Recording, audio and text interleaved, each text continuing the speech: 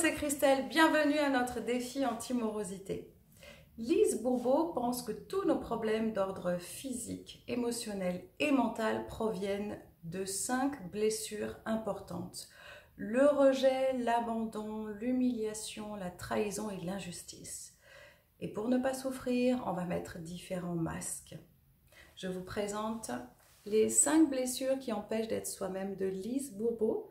Lise Bourbeau, c'est cette Québécoise qui a créé l'école de développement personnel la plus grande au monde qui s'appelle Écoute ton corps. Elle est suivie par des millions de lecteurs.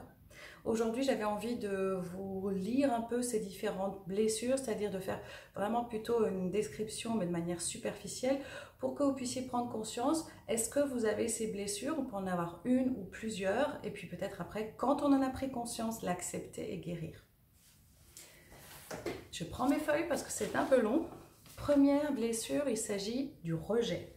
Donc d'après Lise Bourbeau, le rejet, c'est la première des 5 blessures qui se manifestent de la conception à 1 an. C'est par exemple le cas du bébé qui arrive par accident. Donc la personne se sent rejetée et puis elle ne se donne pas le droit d'exister. Donc elle va fabriquer le masque du fuyant. C'est une personne généralement sage, tranquille, qui s'invente un monde imaginaire, qui est souvent dans la lune. Et donc le fuyant, il se croit nul et sans valeur. Il utilise souvent des mots comme nul, rien, inexistant, disparaître. La plus grande peur par rapport à la personne qui se sent rejetée, c'est la panique. Deuxième blessure, c'est l'abandon.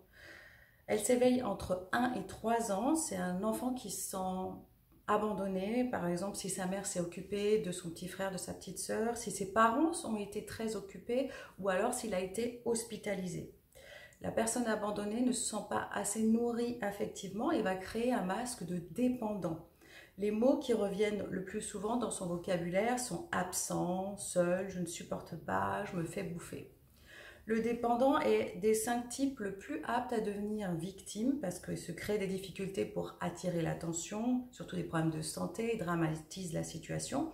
Mais la victime aime aussi beaucoup jouer le rôle de sauveur pour s'attirer des compliments. La plus grande peur pour la personne qui se sent abandonnée, c'est la solitude. Ensuite, troisième blessure, c'est l'humiliation. Cette blessure, elle s'active entre l'âge de 1 an et 3 ans. Il s'agit vraiment quand les parents disent à cet enfant « tu es un petit cochon » parce que l'enfant s'est sali. Donc l'enfant se sent donc humilié. Le masque qui est utilisé, c'est le masochiste. Parce que la personne recherche la douleur, l'humiliation, même si c'est de façon inconsciente.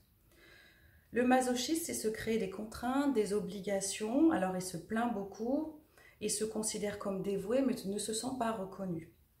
Le masochiste est rarement en contact avec ses propres désirs, ses propres besoins, il utilise souvent les mots « petit », par exemple « t'as une petite minute ?» ou « gros » ou « être digne » ou « indigne ». La plus grande peur de la blessure, de l'humiliation, c'est la liberté. Quatrième blessure, la trahison. Alors selon Lise Bourbeau, cette blessure elle est éveillée entre 2 et 4 ans. Donc elle est vécue avec le sexe opposé, il y a un fort complexe d'Oedipe. Le masque qui est utilisé, c'est le masque du contrôlant. Le contrôlant, il veille au respect des engagements, il essaye d'être fidèle, responsable. Dans son vocabulaire, on retrouve souvent « laisse-moi faire »,« je le savais »,« fais-moi confiance ». Le contrôlant, c'est celui qui a beaucoup plus d'attentes envers autrui. Il aime prévoir pour mieux contrôler, il déteste l'imprévu, il vit de la colère lorsque ça ne va pas assez vite à son goût. Il aime finir le premier lorsqu'il y a de la compétition. Des 5 profils, c'est celui qui a le plus de sautes d'humeur. La plus grande peur, c'est la séparation et le reniement. Et 5e blessure, c'est l'injustice. Donc cette blessure, elle s'éveille au moment du développement de l'individualité de l'enfant, c'est-à-dire vers 4-6 ans. Le masque qui est créé, c'est la rigidité. Donc les personnes rigides sont très sensibles, mais elles se coupent de leurs ressentis. Elles ont souvent tendance à croiser les bras, et donc ce qui bloque le plexus solaire et donc le ressenti. Le rigide, il cherche souvent la justice, la justesse aussi à tout prix. Il est très perfectionniste. Dans son vocabulaire, on entend souvent « pas de problème »,« toujours »,« jamais ».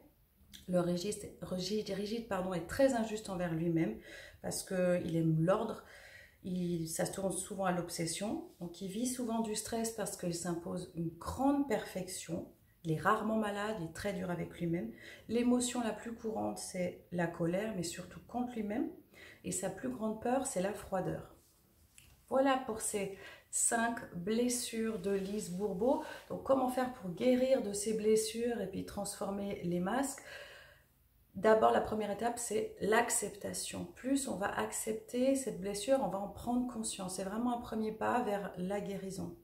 Ensuite, on peut faire un bilan à la fin de chaque jour, c'est-à-dire on prend conscience, on a utilisé un certain masque, on note son ressenti et surtout on se pardonne d'avoir utilisé ce masque. Il n'y a aucune transformation qui est possible sans acceptation. L'acceptation, c'est vraiment l'élément déclencheur qui met en marche la guérison. Voilà, cette chronique était un petit peu plus longue que les autres. J'avais vraiment envie de vous transmettre ces 5 blessures pour vraiment prendre conscience de est-ce qu'on fait partie de ces 5 blessures, est-ce qu'on en a une ou plusieurs et qu'est-ce qu'on peut mettre en place pour essayer de la reconnaître et de l'accepter. Bien, c'est tout pour aujourd'hui. On se retrouve demain 11h30 parce que garder le moral est un défi de chaque jour. Défi anti-morosité. Très belle journée à vous.